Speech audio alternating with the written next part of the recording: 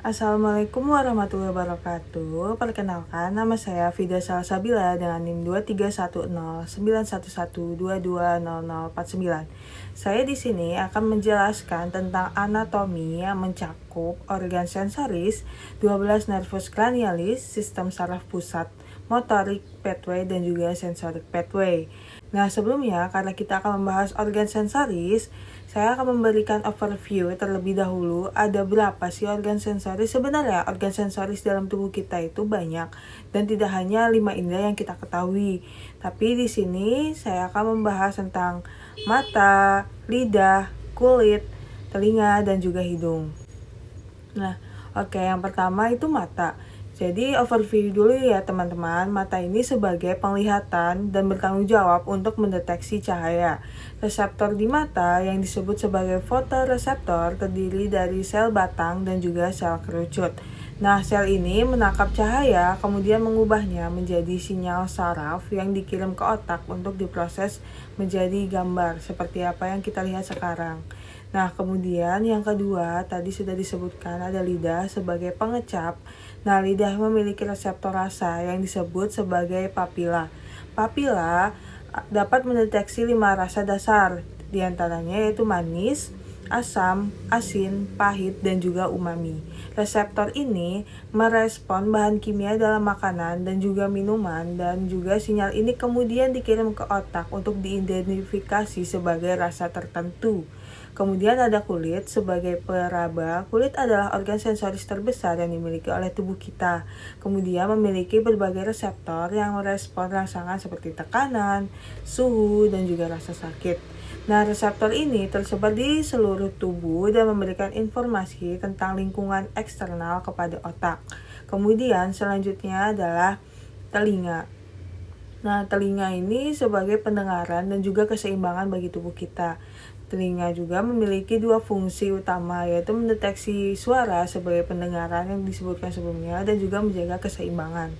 Koklea di telinga berisi sel-sel rambut yang merespon getaran suara, sementara bagian lain dari dalam telinga seperti kanalis semicircularis membantu menjaga keseimbangan tubuh.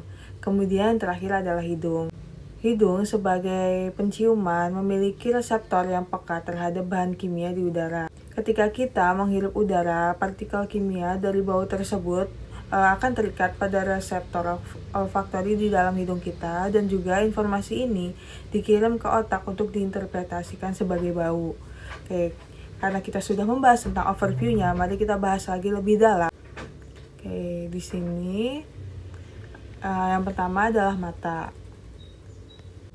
Yang bisa kita lihat di sini terdapat kornea. Nah, kornea ini adalah bagian transparan yang terletak di depan mata, memiliki fungsi untuk membiaskan cahaya yang masuk dan juga melindungi struktur dalam yang ada di dalam mata. Kemudian yang kedua, bisa kita lihat bagian yang warna putih ini, dia adalah sklera. Nah, sklera ini berfungsi sebagai lapisan pelindung juga. Kemudian selanjutnya adalah konjungtiva. Bisa kita lihat di sini. Nah, konjungtiva ini apa? Konjungtiva adalah membran tipis yang melapisi permukaan bagian dalam kelopak mata dan juga bagian putih mata atau yang sklera tadi. Oke, di sini kita ada kelopak mata dan juga ada bulu mata. Nah, berfungsi untuk apa? Bulu mata dan kelopak mata ini berfungsi melindungi mata dari debu, kotoran, dan juga cahaya yang berlebihan. Oke, selanjutnya tadi kita udah membahas bagian luar dan kita akan bahas lebih dalam lagi di mata kita, yaitu ada apa aja di dalam mata kita. Seperti yang sudah dilihat nih, kita akan membahas tentang lensa. Nah, lensa ini terletak di belakang pupil. Nah, ini pupil. Jadi di belakangnya itu ada lensa ya teman-teman. Nah, lensa ini diletak di belakang pupil dan juga berfungsi untuk memfokuskan cahaya pada retina. Nih, retina. Nah, lensa juga dapat berubah bentuk untuk melihat benda yang dekat maupun yang jauh. Kemudian kita akan membahas tentang pupil. Nah, pupil ini adalah bagian hitam di tengah ya teman-teman. Ini adalah pupil. Fungsi pupil adalah mengatur jumlah cahaya yang masuk ke mata dengan cara memperbesar atau memperkecil ukuran pupil tersebut. Kemudian kita akan membahas tentang iris.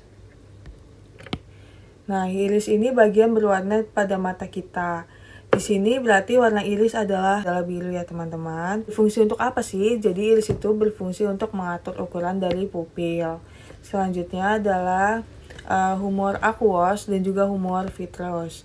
Nah, di sini ada cairan dan di sini ada ruangan yang berisi cairan. Nah, cairan itu mengisi depan dan juga bagian belakang pada mata. Nah, humor aqueous mengisi ruang antara kornea dan juga lensa, sedangkan humor vitreous ini mengisi sebagian besar bola mata dan memberikan bentuk pada bola mata. Di sini kita bisa lihat ada sel batang dan juga sel kerucut sesuai bentuknya ya teman-teman. Nah, sel batang ini disebut dengan rod, sel kerucut disebut dengan konus. Nah, kemudian apa yang akan kita bahas tentang sel batang dan sel kerucut? Jadi, sel batang atau rod cells ini adalah suatu fotoreseptor yang sensitif terhadap cahaya dan juga membantu penglihatan malam. Dan selanjutnya adalah sel kerucut atau cone cell atau konus. Nah, fotoreseptor ini sensitif terhadap cahaya terang dan memungkinkan kita untuk melihat warna serta detail. Selanjutnya bisa kita singgung tentang cara kerja mata. Pertama itu tuh kita di sini sebagai objek. Misalkan ada seorang anak, dia itu kita lihat gitu kan. Nah, cahaya dari benda atau anak ini yang kita lihat pertama kali melewati kornea yang membantu memfokuskan cahaya ke dalam mata. Nah, kemudian cahaya itu melewati pupil seperti ini. Nah, dari anak ini melewati pupil, kemudian iris mengatur dari ukuran pupil berdasarkan intensitas cahaya. Dan jika cahaya terlalu terang, pupil akan mengecil untuk mengurangi jumlah cahaya yang masuk. Begitupun sebaliknya. Setelah melewati pupil, selanjutnya cahaya akan difokuskan oleh lensa. Seperti ini ya. Setelah melewati pupil, cahaya akan diteruskan melalui lensa. Nah, lensa ini berubah bentuk dengan bantuan otot siliaris untuk memastikan cahaya yang difokuskan ini tepat jatuh kepada retina. Jika kita melihat objek yang dekat, lensa akan menjadi lebih tebal. Sedangkan jika kita melihat objek yang jauh, lensa akan lebih datar. Nah, cahaya yang sudah difokuskan akan jatuh di retina. Nah, setelah jatuh di retina, sel batang dan sel kerucut yang terletak di retina ini akan mengubah cahaya menjadi listrik. Setelah itu, sinyal listrik yang dari retina ini akan dikirimkan melalui saraf optik ke lobus occipitalis. Nah, di lobus occipitalis ini merupakan suatu pusat penglihatan. Nah, otak kita akan memproses informasi ini dan menciptakan persepsi visual yang akhirnya kita sadari sebagai gambar. Nih, gambar yang telah diterjemahkan tersebut ya, teman-teman. Oke, setelah itu organ kedua, yaitu ada lidah. Di sini kita bisa lihat lidah itu ada apa aja sih. Jadi di lidah ini ada banyak sekali papila ya teman-teman. Tiap papila ini memiliki fungsinya masing-masing. Nah, papila itu apa sih? Jadi papila itu adalah tonjolan kecil berfungsi sebagai tempat seperti yang kita sebutkan taste bud. Nah, beberapa jenis papila ini memiliki fungsi-fungsi yang berbeda-beda. Papila fungiformis. Nah, ini yang seperti ini bentuknya, seperti tonjolan jamur-jamur. Kemudian di sini yang di ujung belakang agak belakang lidah, di sini ada papila falata. Kemudian di sini ada papila foliata dan juga di sini ada papila filiformis. Oke, selanjutnya adalah mekanisme pengecapan, teman-teman. Saya akan bahas sedikit saja. Nah, jadi di sini bisa kita lihat ketika kita memasukkan makanan ke dalam mulut, makanan tersebut akan terurai oleh air liur. Nah, zat kimia dari makanan akan merangsang reseptor Di dalam taste bud ini atau di dalam papila-papila ini juga, setiap reseptor ini sensitif terhadap molekul tertentu seperti gula atau manis, garam, atau asin, serta juga asam. Nah, ketika reseptor-reseptor ini diaktifkan oleh zat kimia dari makanan, sel pengecap akan mengirimkan sinyal ke syaraf gustatorik. Nah, pengiriman sinyal dari lidah melalui syaraf gustatorik menuju otak, terutama ke korteks gustatorik. Di terakhir itu, otak akan menganalisis sinyal-sinyal yang dikirimkan dan juga yang diterima untuk mengidentifikasi rasa-rasa yang kita konsumsi sebelumnya atau yang kita rasakan. Misalnya, otak dapat membedakan apakah makanan itu manis, asin, pahit, asam, atau umami. Ya, kita akan ke kulit. Pertama, bahas dulu tentang lapisan epidermis. Di lapisan epidermis ini terdiri lagi atas beberapa lapisan. Yang pertama itu kita bisa lihat ada stratum corneum. Yang ini ya teman-teman. Ini adalah lapisan paling luar yang terdiri dari sel-sel kulit mati yang kemudian mengelupas. Ini berfungsi sebagai pelindung fisik tubuh kita. Kemudian di sini ada stratum lucidum. Lihat stratum granulosum. Ini stratum granulosum.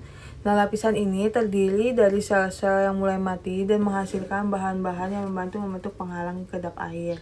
Kemudian ada stratum spinosum. Di sini stratum spinosum. Dan stratum spinosum ini saling berhubungan erat dan juga memberikan kekuatan struktural pada epidermis.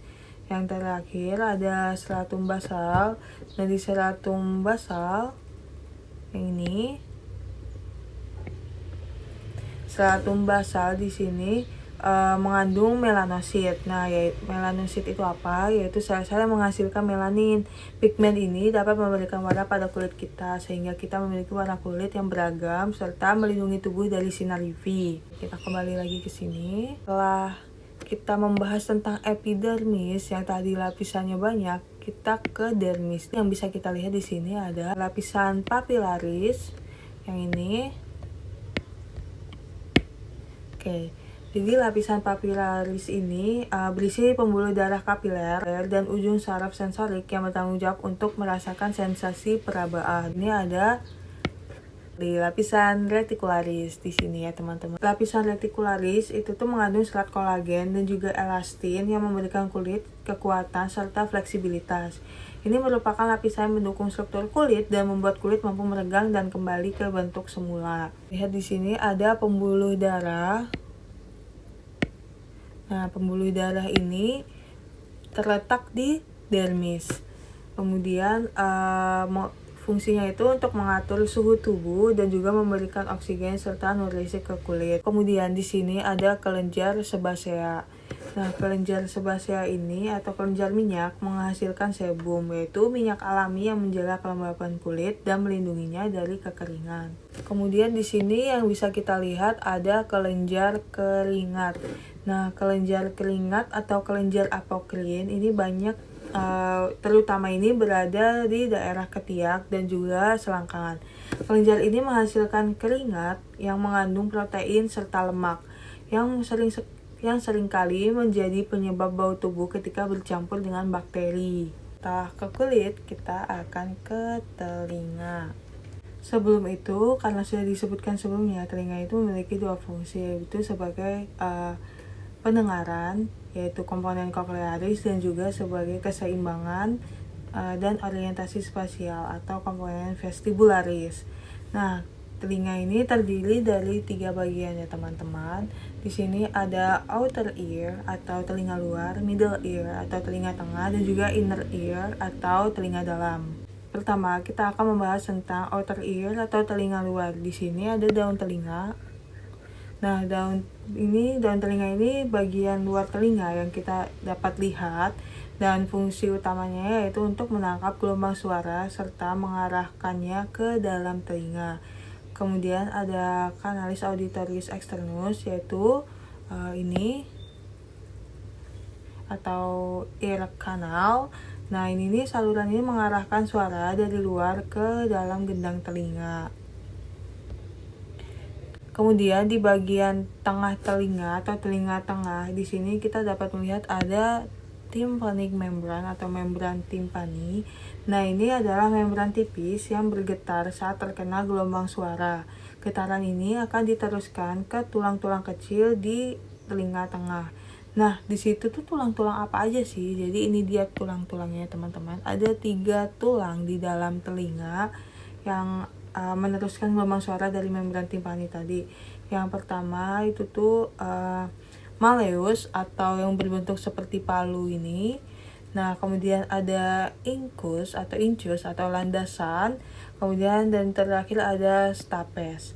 Nah, tulang-tulang ini memperkuat getaran suara dan juga meneruskannya ke telinga dalam melalui jendela oval. Kemudian kita ke telinga dalam.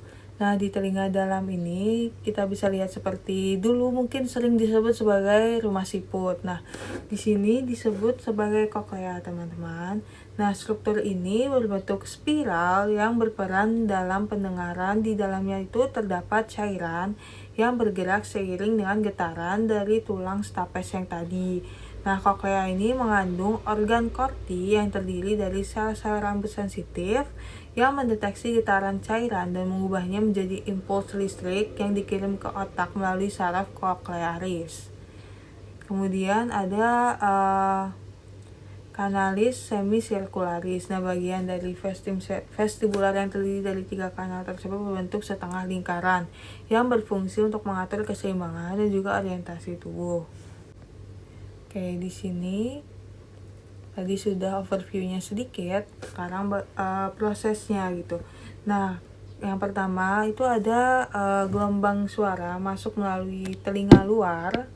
Gelombang suara masuk ke dari telinga luar, nah melalui daun telinga. Nah, tadi kan fungsinya daun telinga itu untuk menangkap gelombang suara ya, teman-teman. Kemudian melalui kanal. Setelah itu hingga mencapai ke gendang telinga. Setelah itu di gendang telinga ini akan bergetar. Gendang telinga itu akan bergetar. Kita lihat. Nah, bergetar ini sesuai dengan frekuensi suara. Dan kemudian akan diteruskan oleh ketiga tulang ini. Stapes akan mengirimkan getaran ke jendela oval. Kita pergi ke sini, oke. Nah, stapes akan lanjutkan getaran tadi ke jendela oval yang ini. Setelah itu menghubungkan telinga tengah dengan telinga dalam. Nah, getaran ini menyebabkan cairan di dalam koklea ini bergetar. Setelah itu, gerakan-gerakan cairan ini yang seperti ini akan menggerakkan sel-sel rambut di organ korti. Sel-sel rambut itu mengubah getaran menjadi sinyal listrik yang dikirimkan melalui saraf koklearis ke korteks pendengaran di otak, di mana suara tersebut diproses dan akan dikenali. Itu hidung. Nah, di sini kita bisa melihat ada dorsum hidung, yaitu bagian atas hidung yang terlihat dari luar. Kemudian kepala hidung atau apex. Kemudian ini ujung hidung yang biasanya lebih lembut dan dapat berbeda bentuknya tiap individu.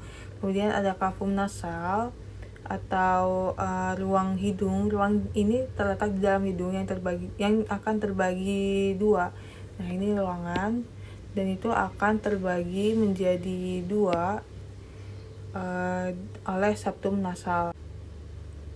Oke, bisa kita lihat di sini ada sel-sel saraf olfaktori yang ini.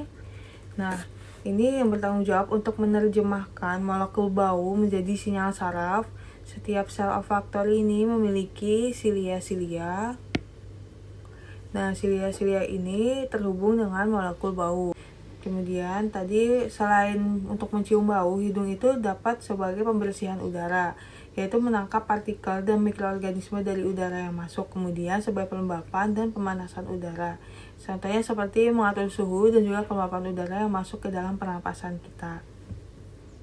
Oke, di sini untuk pernapasannya itu yang pertama akan terjadi transduksi sinyal. Nah, setelah reseptor ini teraktivasi, sinyal diubah menjadi impuls listrik. Kemudian di sini ada impuls olfactory atau olfactory nerve. Nah, ini tuh impuls listrik tadi yang ditransmisikan melalui serabut saraf olfaktori menuju sistem saraf pusat. Kemudian di sini ada bulbus olfactorius. Nah, ini tadi tuh yang nervus olfactory itu berakhir di bulbus olfactorius yang merupakan area otak yang merespon informasi dari penciuman. Oke. Kita akan ke materi selanjutnya. Di sini ada apa? Yaitu kita akan membahas tentang 12 nervus cranialis. Bisa kita lihat di sini sebagai overview terlebih dahulu. Nah, di sini yang pertama itu ada nervus olfactorius, yang kedua ada nervus opticus, yang ketiga ada nervus oculomotorius, yang keempat ada nervus trochlearis, ada nervus trigeminus, kemudian yang keenam ada nervus abducens.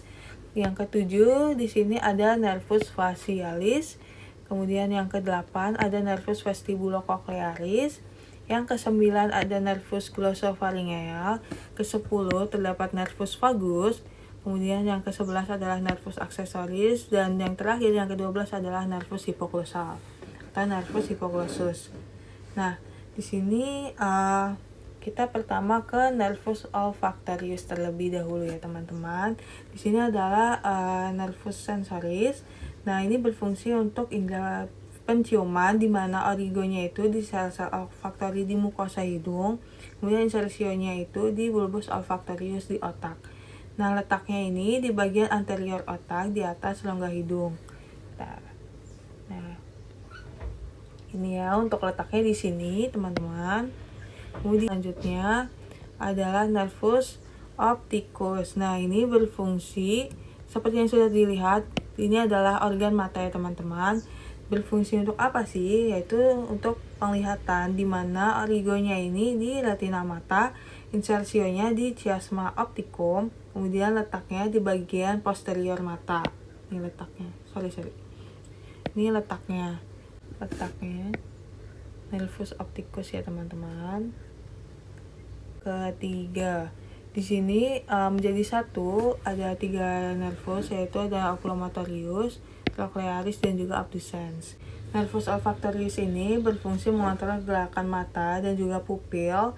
Itu adalah fungsi motoriknya. Kemudian origonya itu di nucleus oculomotorius, di mesencephalon. Insersionya itu otot-otot ekstraokular yang termasuk otot rectus superior, inferior, medial, dan juga otot obliquus inferior. Letaknya ini di bagian anterior mesencephalon dan tempat keluarnya melalui visura orbitalis superior di osis sphenoidalis. Bisa dilihat nih yang oculomotorius. Selanjutnya adalah yang keempat, trochlearis. Nah, trochlearis ini berfungsi untuk mengontrol gerakan otot obliquus superior mata sebagai motorik, dengan origonya ini di nucleus trochlearis di mesencephalon. Insersionya itu di otot obliquus superior, terletak di bagian posterior mesencephalon, di mana tempat keluarnya melalui visura orbitalis superior di osis sphenoidalis. Nah, bisa dilihat yang keempat itu di sini. Kemudian yang kelima adalah nervus trigeminus. Nah, nervus trigeminus ini berfungsi untuk sensasi wajah dan mengendalikan otot-otot mastikasi.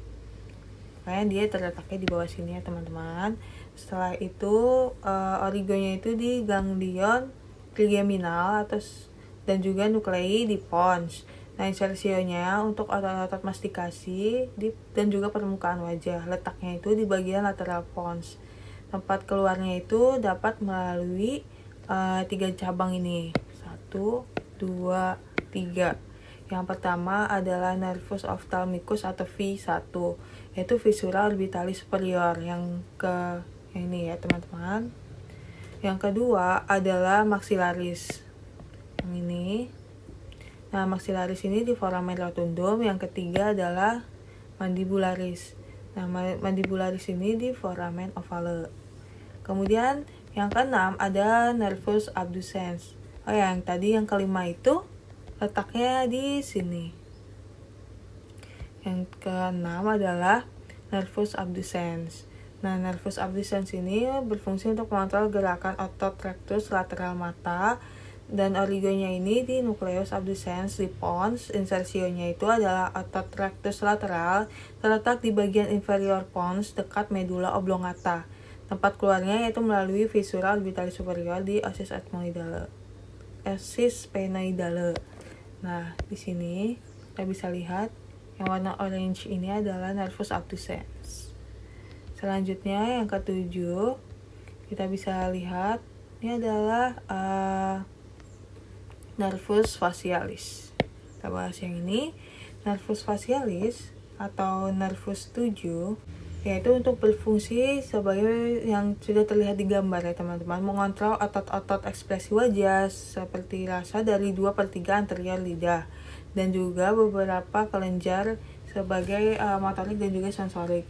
Origonya di nucleus facialis di pons, insersionya di otot-otot wajah, letaknya di bagian lateral pons. Nah, tempat keluarnya melalui foramen stylomastoideum dan juga meatus acousticus internus. Nih contohnya yang facialis itu yang warna oranye, yang warna ungu ya teman-teman. Yang ini itu adalah nervus facialis atau nervus yang ketujuh. Nah, yang ke-8 adalah nervus vestibulocochlearis. Ini. Nah, nervus vestibulocochlearis ini berfungsi sebagai indera pendengaran dan juga keseimbangan. Origonya ini di sel-sel rambut di koklea. Pendengar itu adalah untuk yang pendengaran, dan juga otolith organs itu sebagai keseimbangan. Nah, kemudian insersionya itu di bulbus olfactorius. Insersionya itu di bulbus olfactorius, dan tempat keluarnya melalui meatus acousticus internus di osis temporale. Oke, yang ini adalah nervus vestibulocochlearis. Yang ke-9 adalah nervus glossopharyngeal. Berletak di bagian lateral medula oblongata, berfungsi untuk mengontrol rasa dari 1/3 anterior lidah. Berfungsi untuk mengontrol rasa dari 1/3 posterior lidah, serta fungsi motorik dan juga sensorik di faring. Nah, origonya ini di nucleus glossopharyngeus di medula oblongata, insersionya di otot-otot faring dan kelenjar parotis. Kemudian tempat keluarnya melalui foramen jugulare. Kita bisa lihat di sini yang glossopharyngeal. Yang ini. Oke.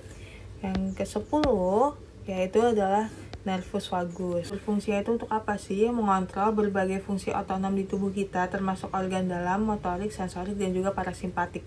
Origonya ini di nucleus vagus di medula oblongata. Insersionya banyak organ termasuk jantung, paru-paru, dan juga saluran pencernaan. Kita bisa lihat jantung, paru-paru, dan juga pencernaan.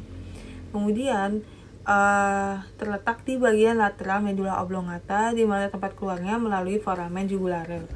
Kita bisa lihat di sini nervus vagus yang berwarna hijau. Oke. Yang ke-11 adalah nervus accessorius. Kita bisa lihat nervus accessorius ini berfungsi mengontrol otot-otot sternocleidomastoideus dan juga trapezius. Itu adalah fungsi motorik. Nah, origonya ini di nucleus accessorius di medula oblongata dan juga spinal cord. Insersionya di otot sternocleidomastoideus dan juga trapezius. Letaknya itu di bagian inferior medula oblongata, serta tempat keluarnya melalui foramen jugulare. Bisa kita lihat di sini nervus accessorius yang berwarna ungu. Kemudian selanjutnya adalah yang terakhir, nervus hypoglossus. Ini ya teman-teman, nervus hypoglossus itu berfungsi mengontrol gerakan otot lidah, itu adalah fungsi motorik, serta origonya di nucleus hypoglossus di medula oblongata. Insersionya adalah otot-otot lidah, terletak di bagian anterior medula oblongata, dan tempat keluarnya melalui kanal hipoglossi di osis occipitale. Bisa kita lihat yang terakhir yang berwarna pink atau Fanta ini adalah nervus hypoglossus. Selanjutnya adalah sistem saraf pusat. Nah, sistem saraf pusat atau biasa yang kita sebut sebagai SSP merupakan bagian integral dari sistem saraf secara keseluruhan, serta berfungsi sebagai pusat pengolahan informasi serta pengendalian tubuh. Nah, sistem saraf pusat ini terbagi menjadi dua ya teman-teman, yaitu ada otak sebagai pusat pengendalian dan juga pengolahan informasi, serta sumsum tulang belakang yaitu untuk menghubungkan otak dengan seluruh tubuh dan berfungsi sebagai jalur refleks. Oke, yang pertama kita ada otak besar atau cerebrum. Otak besar. Nah, ini merupakan bagian terbesar dari otak dan dibagi menjadi dua, yaitu belahan kiri dan juga belahan kanan. Kemudian ada lobus frontal, yaitu terlibat dalam fungsi kognitif, perencanaan, dan juga pengendalian motorik. Ada lobus parietal, yaitu untuk mengolah informasi sensorik dan juga berperan dalam persepsi spasial. Kemudian ada lobus temporal, terkait dengan pendengaran, memori, dan juga bahasa. Kemudian ada lobus occipital, yaitu untuk bertanggung jawab sebagai penglihatan. Yang kedua adalah otak kecil atau cerebellum ini. Nah, itu tuh terletak di posterior otak dan juga berfungsi untuk mengatur keseimbangan, koordinasi, dan kontrol motorik halus. Kemudian kita bisa lihat ada batang otak atau brainstem, pilih dari pons dan medulla oblongata.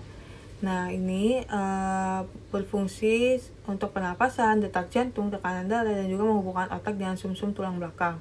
Kemudian kita bahas tentang tulang belakang. Oke, di sini ya teman-teman. Nah, tulang belakang ini terdiri dari cervical, thoracal, lumbal, dan juga sakral, di mana yang bagian cervical ini dari C1 sampai dengan C8 dia adalah cervical, berfungsi untuk mengontrol bagian atas tubuh dan juga lengan. Yang kedua adalah thoracal dari T1 sampai dengan T12 yang berfungsi mengontrol bagian tengah tubuh kita. Yang ketiga adalah lumbal. Di sini lumbal itu dari L1 sampai dengan L5 mengontrol bagian bawah tubuh dan juga kaki. Yang terakhir adalah sakral. Sakral ini dari S1 sampai dengan S5 mengontrol organ-organ pelvis tubuh kita. Yang memiliki fungsi utama yaitu yang tadi sumsum ini untuk jalur refleks, yaitu mengatur respon cepat terhadap rangsangan tanpa memerlukan pemrosesan oleh otak. Contohnya adalah refleks lutut. Kemudian adalah mengantarkan sinyal. Nah, mengantarkan sinyal antara otak dan seluruh tubuh termasuk informasi sensoris dan juga motorik. Sistem saraf pusat ini memiliki fungsi-fungsi yang sangat penting bagi tubuh kita. Itu untuk pemrosesan informasi melalui sistem saraf tepi, kemudian memprosesnya dan menghasilkan respon yang sesuai. Misalnya saat kita merasakan panas, otak akan memproses informasi tersebut dan mengirimkan sinyal untuk dapat menjauh dari sumber panas tersebut. Kemudian ada kontrol gerakan, yaitu untuk mengontrol semua gerakan tubuh kita dari yang seperti berjalan hingga tidak sadar sampai gerakan jantung. Kemudian ada pengaturan fungsi otonom. Nah, mengatur fungsi tubuh yang tidak sadar seperti pernapasan, denyut jantung, dan juga pencernaan melalui sistem saraf otonom. Kemudian penyimpanan memori dan belajar, yaitu bertanggung jawab menyimpan memori dan memproses pembelajaran yang memungkinkan kita untuk dapat beradaptasi dan juga berkembang. Kemudian ada pengaturan emosi. Nah, ini seperti dari bagian sistem limbik dari otak, yaitu untuk mengatur emosi dan reaksi terhadap suatu situasi seperti rasa takut atau kebahagiaan. Kemudian untuk koordinasi tubuh, respon terhadap lingkungan, kemudian untuk perkembangan kognitif kita, kesehatan mental juga itu merupakan fungsi dari sistem saraf pusat. Yang terakhir, kita akan membahas tentang motorik pathway and sensory pathway, dimana kita mulai dari motorik pathway terlebih dahulu. Di sini terdapat dua jalur, yaitu jalur piramidal dan juga ekstrapiramidal, dimana jalur piramidal untuk mengontrol gerakan yang sukarela, yaitu dan juga kemudian jalur ekstrapiramidal untuk mengontrol gerakan yang lebih kompleks dan juga otomatis. Oke, kita mulai dari yang piramidal terlebih dahulu. Di sini ada traktus corticospinal, di mana origonya ini di neuron motorik korteks motorik di neuron motorik korteks, di mana origonya adalah neuron motorik di korteks motorik otak, terutama di lobus frontal. Kemudian rutenya yaitu selaput saraf berjalan dari korteks motorik melalui kapsula interna menuju batang otak. Kemudian di batang otak sebagian besar selaput saraf ini akan mendekusasi atau berpindah sisi di medula oblongata. Nah, tempat keluarnya yaitu melanjutkan perjalanan ke sumsum tulang belakang di mana bersinaps dengan neuromotorik di corpus spinalis. Kemudian ada traktus corticobulbar. Nah, ini tuh origonya itu di neuron motorik di korteks motorik. Nah, rutenya ini selaput saraf ini mengarah ke nukleus saraf cranialis di batang otak yang mengendalikan otot-otot wajah dan juga kepala. Berfungsi untuk mengontrol gerakan wajah, berbicara, dan juga menelan. Kemudian kita ke ekstrapiramidal. Nah, ekstrapiramidal ini tuh ada traktus rubrospinal. Traktus rubrospinal ini origonya nukleus rubor di midbrain. Kemudian rutenya itu melanjutkan perjalanan ke sumsum tulang belakang, berfungsi dalam pengendalian gerakan motorik halus dan juga tonus otot. Kemudian ada traktus retikulospinal. Origonya formasi retikular di batang otak. Rutenya itu untuk mengontrol aktivasi motorik yang berkaitan dengan respon terhadap rangsangan seperti gerakan dan juga refleks. Kemudian ada traktus vestibulospinal. Nah, traktus vestibulospinal ini origo nukleus vestibular di medula oblongata dengan rute menyampaikan informasi dari organ keseimbangan di telinga bagian dalam untuk membantu menjaga keseimbangan dan juga postur tubuh. Yang terakhir adalah traktus tektospinal, di mana sesuai dengan namanya tektospinal, origonya itu di tektum bagian midbrain dengan rute berperan dalam respon visual dan juga auditif terhadap gerakan. Dan selanjutnya kita ke sensoris. Di sini reseptor sensorik itu terletak di kulit, otot, dan juga jaringan lain. Ini reseptor. Nah, ini tuh terdiri dari 3 tipe reseptor, yaitu mekanoreseptor untuk mendeteksi tekanan dan juga sentuhan, termoreseptor untuk mendeteksi suhu, dan nociceptor untuk mendeteksi rasa sakit atau nyeri. Kemudian di sini ada talamus. Nah, talamus ini adalah informasi yang diproses dari tulang belakang akan sebagian besar jalur berlanjut ke talamus, kemudian bertindak sebagai pusat pemrosesan sebelum informasi diteruskan ke korteks sensori di otak. Untuk pengolahan informasi sensorik ini ada interpretasi. Interpretasi itu otak kita menentukan apa yang dirasakan, baik itu suhu, suara, atau aroma. Kemudian ada integrasi. Integrasi ini informasi dari berbagai jalur sensori dapat diintegrasikan untuk membentuk persepsi yang lebih kompleks seperti pengenalan objek. Yang terakhir adalah respon. Dan setelah informasi tadi itu diproses, otak dapat memberikan respon baik secara sadar maupun refleks yang melibatkan sistem saraf motor juga. Oke, sekian dari saya. Mohon maaf apabila terdapat kekurangan dan juga salah-salah kata. Terima kasih. Wassalamualaikum warahmatullahi wabarakatuh.